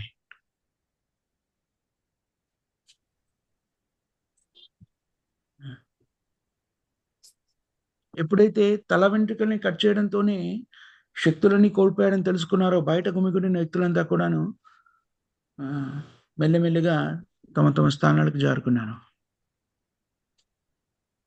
తన జీవిత కథలో భక్తి వినోద్ ఠాకూర్ దీనికి సంబంధించిన వివరణ అందించినట్టుగా చెప్పబడింది. ఈ బైసాకి సేన్ వెంట్రుకలను ఎప్పుడైతే కట్ చేయడం జరిగిందో, అతని శక్తులన్నీ కోల్పోయినప్పుడు అంతవరకే తన అనుయాయులుగా ఉన్న వాళ్ళంతా కూడాను ఈ వ్యక్తి మోసగాడు అని చెప్పడం జరిగింది. ఆ తర్వాత భక్తి వినోద్ ఠాకూర్ ప్రశాంతంగా కోర్టు హాల్ నుంచి తన ఇంటికి పయనమైనట్టుగా, బైసాకి సేన్ పూరి కారాగారంలో 3 మాసాల పాటు నిర్బంధించినట్టు, ఆ తర్వాత మెదినాపూర్‌కి మార్చినట్టు, 1873లో ఇంకా కూడాను కారాగారంలో ఉన్నప్పుడు విషాన్ని సేకరించి ఏదో ఒక విధంగా ఆయన విషాన్ని సేవించి ఆత్మహత్య చేసుకున్నట్టుగా చెప్పబడింది. బైసాకి సేన్ తర్వాత కూడాను అనేక మంది వ్యక్తులు తామే భగవంతుని యొక్క అవతారాన్ని ప్రకటించుకున్న వాళ్ళు ఉన్నారు.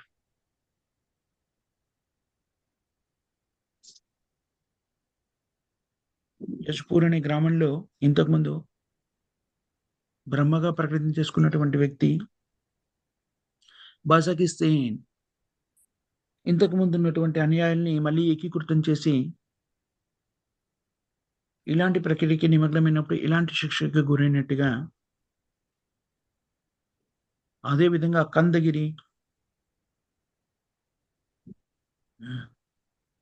అనే గ్రామంలో కూడాను బలరాముడిగా ప్రకటితమైనటువంటి వ్యక్తి ఇలాంటి శిక్షకి గురి చేయబడ్డట్టుగా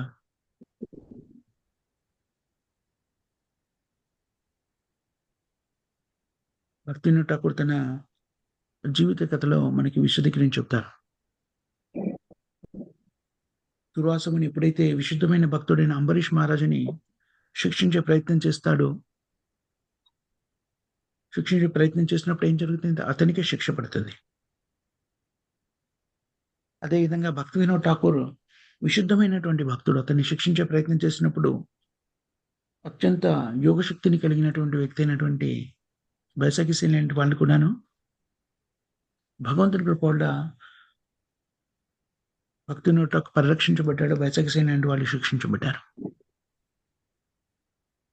భగవద్భక్తిలో నియుక్తమైనటువంటి వ్యక్తుల్ని భగవంతుడు ఎప్పుడు కూడా పరిరక్షిస్తాడు అనే విషయాన్ని తన దృఢ సంకల్పం ద్వారా భక్తి వినోద్ ఠాకూర్ ప్రపంచానికి వెలిపించినట్టుగా బోధపడుతుంది. విశుద్ధమైన భక్తుల్లో ఉండేటువంటి శక్తి అలాంటిది. బాక్య రూపంలో చూసినట్టయితే ఏమీ కనబడకపోయినా కూడాను దృఢ సంకల్పంతో భగవంతుని ఆశ్రయించి కృష్ణుని యొక్క శరణాగతి పొందినప్పుడు శ్రీకృష్ణుడు పరిరక్షిస్తాడు.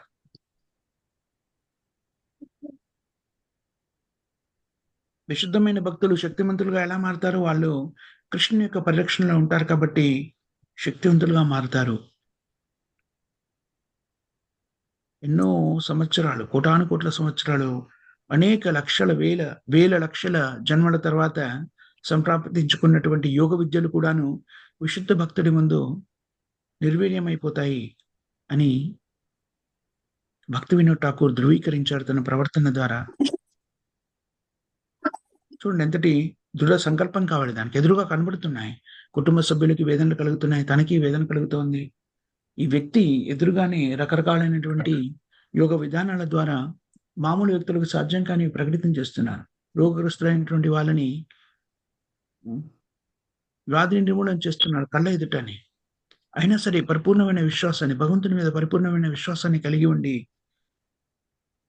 శాస్త్రాలలో చెప్పబడిన దాన్ని పరిగణలోకి తీసుకొని, దాని మీద పూర్తి విశ్వాసంతో దృఢ సంకల్పంతో భక్తి సేవలో నిత్యమై తన కర్తవ్యాన్ని నిర్వర్తించినట్టుగా మనకి భక్తి వినోద్ ఠాకూర్‌కి సంబంధించిన వివరణలో మనకి బోధపడుతుంది. బాహ్య రూపంలో కొన్నిసార్లు మనకు అలా కనబడుతూ ఉంటాయి. భౌతిక జీవనంలో కూడా మనకు కూడా ఎదురుపడేటువంటి సమస్యల్లో మనం ఇంత అల్పులం కదా! ఈ వ్యక్తి చూడండి, మామూలుగా అయితే చూడండి, శరీరం నుంచి అగ్నిని ఉత్పత్తి చేయడము, తల వెంట్రుకల నుంచి అగ్ని ఉత్పత్తి చేయడము, వాటిని అగ్నిశిఖలుగా మార్చి అంతా ప్రకటితమయ్యేలా చేయడము. వ్యాధిగ్రస్తులకి రోగ నివారణ తక్షణం ముట్టుకుని వాళ్ళలో రోగాన్ని తొలగించడం. మామూలు రోగాలు కాదు. వైద్యశాస్త్రంలో దీనికి నివారణ లేదని నిర్దేశించినటువంటి రోగాన్ని తక్షణం తగ్గించగలగడం.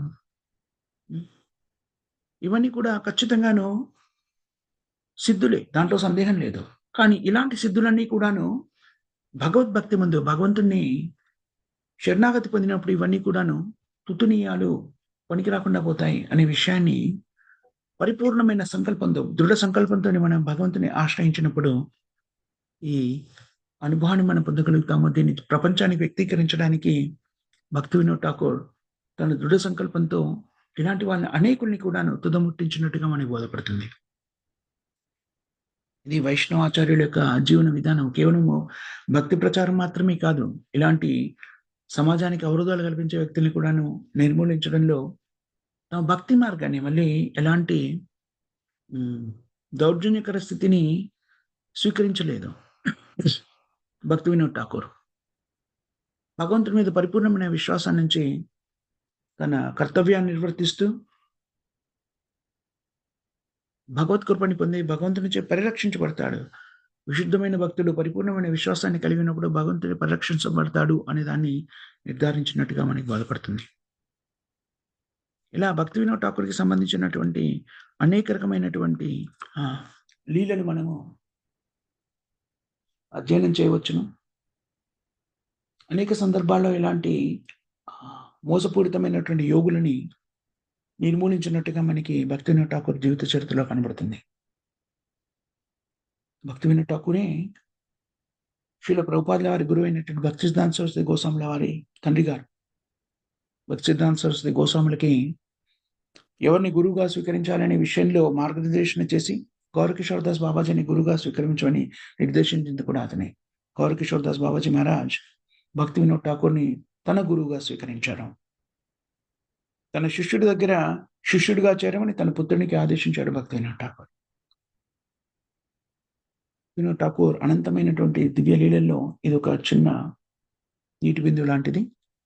అది మనకి చర్చించుకునే అవకాశం కల్పించారు మీరందరూ. మీ అందరికీ కూడా కృతజ్ఞతలు మాతో చేసిన ప్రభు చేసి. ఎవరైనా ఇంకా ఏదైనా దీనికి సంబంధించి ఏదైనా చెప్పాలనుకున్నా కూడాను, ఏమైనా కరెక్షన్స్ ఏమైనా ఉన్నా కూడాను దయచేసి విన్నవించగలరు.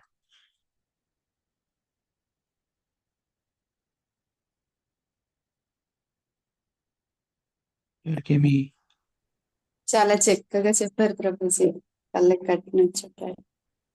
ఇదంతా కూడాను భక్తి వినోద్ ఠాకూర్ జీవిత చరిత్రలో తన స్వీయ గ్రంథంలో అంటే ఏమంటారు దాన్ని, ఆటోబయోగ్రఫీ అండ్ ఆత్మకథలో వ్యక్తీకృతం చేయబడింది మాతాజీ. ప్రభుజీ చాలా వివరించారు ప్రభుజీ, చాలా బాగా అర్థమైంది ప్రభుజీ. ధన్యవాదాలు మీకు ప్రభుజీ. హరి హరి మాత. హరే కృష్ణ ప్రభుజీ. హరి బోల్ మాత. ఆయన సిద్ధులు అవి కూడా ఇందులోనే నేర్చుకున్నారా ప్రభుజీ?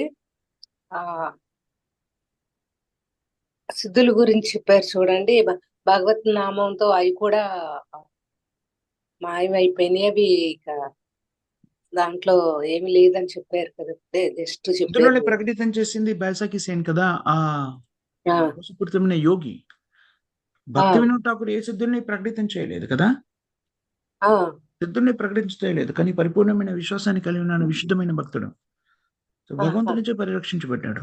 ఈయన ఎలాంటి సిద్ధుల్ని ప్రకటితం చేయలేదు, కానీ ఈ వ్యక్తి భగవంతుడు కాదు, సిద్ధులు సంప్రాప్తించాయి అని గ్రహించాడు. అందుకని మామూలుగానే కరుణతో ముందేం చేశారు, ఆయనకి ఈ ప్రబోధన చేసే ప్రయత్నం చేశారు. నీకు సిద్ధులు ఉంటే ఉండవచ్చు కాక నువ్వు అల్పమైనటువంటి జీవాత్మవి, భగవంతుడి కాదు.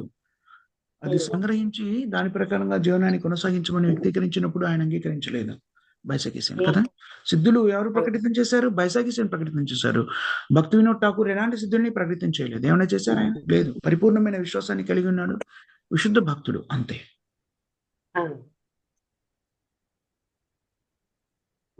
ప్రభుజీ హరి బోల్ మాతా. ఆ విశుద్ధ భక్తికి ఇదంతా ఏమి ఉండదనేసి. విశుద్ధ భక్తిలో ఉన్నప్పుడు, భగవంతుని శరణాగతి పొందినప్పుడు అవును. భగవంతుడు పరిరక్షిస్తాడు. అనన్యాశ్చింతయంతో మా ఏ జనా పరిపాసతే తేషాం నిత్యాభియుక్తానాం యోగక్షేమ మమామ్యహం. విశుద్ధమైన భక్తులకు పరిరక్షణ బాధ్యతని భగవంతుడు స్వయంగా స్వీకరిస్తాడు. ఇక్కడ భక్తి వినోద్ ఠాకూర్ ఎలాంటి విశుద్ధమైన భక్తుడు? 4 ఆశ్రమాల్లో కూడా జీవనాన్ని కొనసాగించినటువంటి వ్యక్తి. బ్రహ్మచర్య, గృహస్థ, వానప్రస్థ, సన్యాస ఆశ్రమాన్ని కొనసాగించినటువంటి వ్యక్తి. ఈ సంఘటనలన్నీ జరిగినప్పుడు ఆయన గృహస్థ ఆశ్రమంలో ఉన్నారు. ఆయన విశుద్ధమైనటువంటి భక్తుడు కాబట్టి ఎలా పరిరక్షించబడ్డాడు అనేటువంటిది మనకి ఇక్కడ బోధపడుతుంది. భౌతిక జగత్తులో రకరకాల కార్యక్రమాల్లో నిమగ్నమైనప్పటికీ భక్తులు వాళ్ళు చేసే కార్యక్రమం కూడా కృష్ణ చైతన్యం ఎలా చేస్తారో అని బోధపడుతుంది. ఇక్కడ బాకీ రూపంలో బైసాఖీసేన్ ఏం చేశారు? రాజద్రోహం చేశారు. ఎందుకనంటే ఒరిస్సా ప్రభుత్వాన్ని కూల్చేస్తానని, బ్రిటిష్ ప్రభుత్వాన్ని కూల్చేస్తానని చెప్పారు. దానికి సంబంధించి ఇతని మీద అభియోగాలు మోపబడ్డాయి. కానీ భక్తి వినోద్ ఠాకూర్ ఈ అభియోగాలకి సంబంధించినటువంటి బాకీ రూపంలో ఉన్నటువంటి చట్టబద్ధతకి ఈ అభియోగాలను వినియోగించినప్పటికీ అతని హృదయంలో ఏర్పడిన భావన ఏమిటి? ఈ భగవంతుని అపరాధి ఈ వ్యక్తి, తానే భగవంతునిగా వ్యక్తీకరించి భగవంతుని ఎదుట ఘోర అపరాధం చేస్తున్నారు. దాన్ని సరిదిద్దుకోవడానికి కూడా ఇష్టపడట్లేదు. అందుకని శిక్షించాలని నిర్ణయించుకున్నారు. గవర్నమెంట్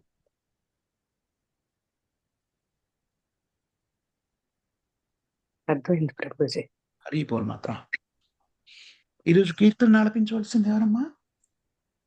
హరే కృష్ణ ప్రభుజీ, దండవత్ ప్రణామ్. హరే కృష్ణ మాత, దండవత్ ప్రణామ్. ఆలపించండి అమ్మా. భజన లాలస శ్రీల భక్తి వినోద ఠాకూర్లు రచించిన శరణాగతి నుండి. ఓ హే వైష్ణవ ఠాకూర సాగర దశే కోరునా కోరి. ఓ హే వైష్ణవ ఠాకూర దయార సాగర ఏ దాశే కోరునా కోరి. दिया पादा छाया सो देहे आमाया तुम्हारा चरण दोरी. दिया पादा छाया सो दोहे आमाया तुम्हारा चरण दोरी. छाया बेगा दो मी छाया दो सासोदी छय गुना देहो दासे. छाया बेगा दो मी छाया दो सासोदी छय गुना देहो दासे. छय सत्ता संगा देहो हे आमारे बेसेसी संगेरा आशे. छय सत्ता संगा देहो हे आमारे बोसेची संगेरा आशे. एकाकिया मारा नाही पाया बाला हरिनामा संकीर्तने. एकाकिया मारा नाही पाया बाला हरिनामा संकीर्तने. तुम्ही कृपा कोरी श्रद्धा बिंदू दिया देहो कृष्णा नाम दाने. तुम्ही कृपा कोरी श्रद्धा बिंदू दिया देहो कृष्णा नाम दाने. कृष्णे सा तुम्हारा कृष्णा दीते पारो तुम्हारा शाकातिया छे. कृष्णे से तुम्हारा कृष्णा दीते पारो तुम्हारा शाकातिया छे. आमी तो कंगाला कृष्णा कृष्णा बोली दाई तावा पाचे पाचे. आमी तो कंगाला कृष्णा कृष्णा बोली दाई तो पाचे पाचे. वो है वैष्णव ठाकुर दयार सागर ये दासे करुणा कोरी। वो है वैष्णव ठाकुर दयार सागर ये दासे करुणा को। हरे कृष्णा प्रभुजी दंडवत प्रणाम प्रभुजी నేను కూడా చదువుతున్నా. హరే కృష్ణ మాతాజీ, ఏం చెప్పారు? ఇది అర్థం కూడా చాలా బాగుంది ప్రభుజీ. చెప్పండి అయితే. ఓ వైష్ణవ ఠాకురా, ఓ దయాసాగర, నీ సేవకుడినైనా నా యందు కరుణ చూపి నీ పాద పద్మ ఛాయలో నన్ను పునీతుని చేయము. నేను అనుకవతో మీ చరణములనే ఆశ్రయించి ఉన్నాను. దయచేసి నా 6 రకాల ఉద్రేకాలను ఎక్కువ తినటం, ఎక్కువ పనిచేయుట, ఎక్కువ మాట్లాడుట, నియమములను ఉల్లంఘించుట, ఎక్కువ సహవాసములను చేయుట, అత్యాశ నియంత్రింప చేసి నన్ను పరిశుద్ధిని చేయము.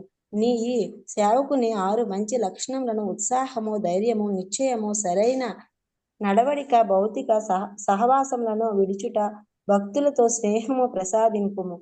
నాకు 6 రకాల సత్సంగాన్ని బహుమానము ఇచ్చుట, పుచ్చుకొనుట, అంతరంగిక విషయములను చెప్పుట, తెలుసుకొనుట, కృష్ణ ప్రసాదము పంచుట, స్వీకరించుట ప్రసాదింపుము.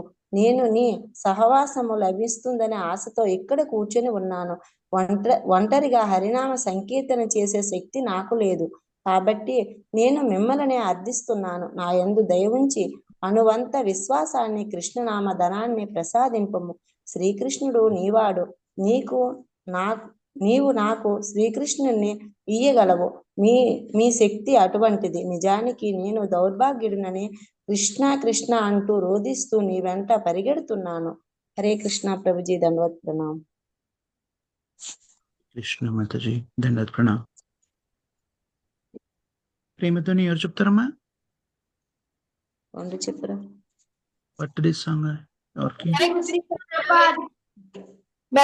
ప్రభుజీ మీకోసం మేమందరం కలిసి బర్త్డే కీర్తన. అలాగే మాతాజీ. మాతాజీ కేక్ లేదా? షేర్ చేయమంటారు మాతాజీ? కేక్ కూడా కీర్తన అయిపోయింది. కేక్ ఓకేనా? కేక్ కూడా షేర్ చేసేస్తా. హరే కృష్ణ. కరెంట్ హరి హరి బోల్. అందరూ అన్మ్యూట్ లేకండి ప్లీజ్. విష్ చేద్దాం అందరం కలిసి. హరే కృష్ణ. హరే కృష్ణ.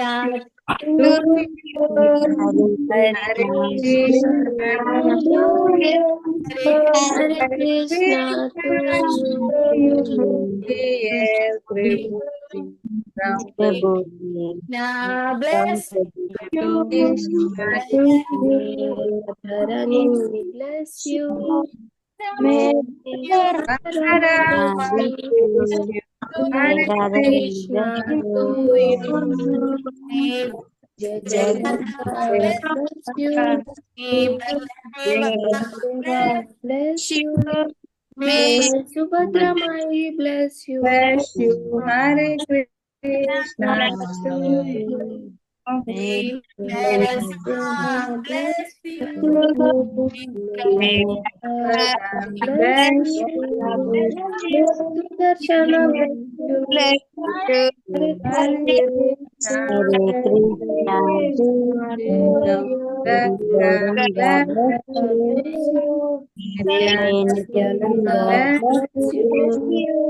Prabhupada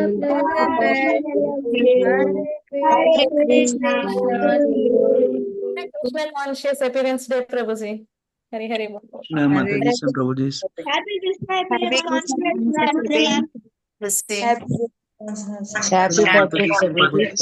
వైష్ణవులందరికీ కూడా హృదయపూర్వక కృతజ్ఞతలు మీ ఆశీర్వాదాలకి.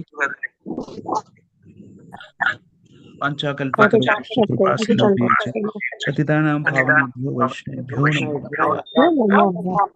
అనంతకోటి వైష్ణవ భక్త బృందకి జై.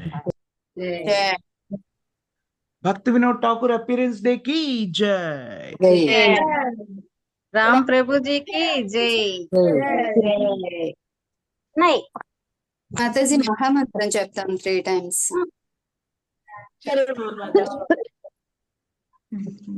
हरे कृष्णा हरे कृष्ण कृष्ण हरे हरे हरे राम राम हरे हरे हरे कृष्ण हरे कृष्ण कृष्ण कृष्ण हरे हरे हरे राम हरे राम राम राम हरे कृष्ण हरे कृष्ण हरे हरे हरे राम हरे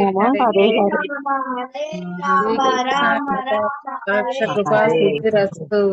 మాలాంటి బద్ధ జీవులను అందరినీ ఇంకా జ్ఞానవంతులను చేయాలని కోరుకుంటున్నాం ప్రభుజీ. హరే కృష్ణ. పరమాత్మ శీల Prabhupad Mataji Prabhupada is entertaining all of us మనందరినీ జ్ఞానవంతులు చేస్తుంది శీల ప్రభుపాద్ గారు.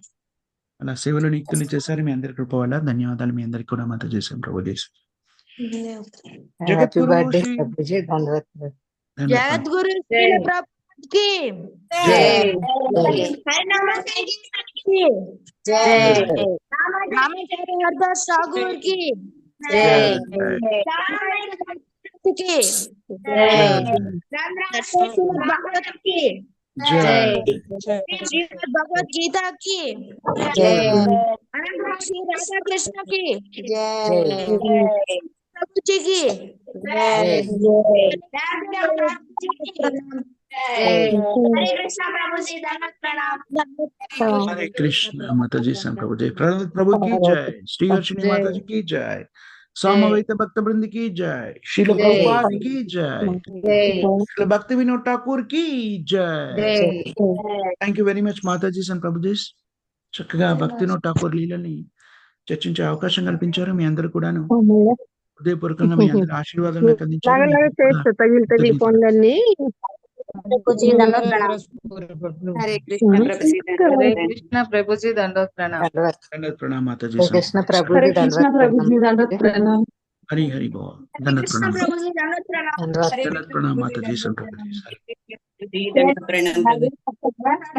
హరి హరి బోల్ हरे कृष्ण प्रभु जी धन्यवाद प्रणाम మీకు. హరి హరి బోల్ మాతా ధన్యవాదాలు.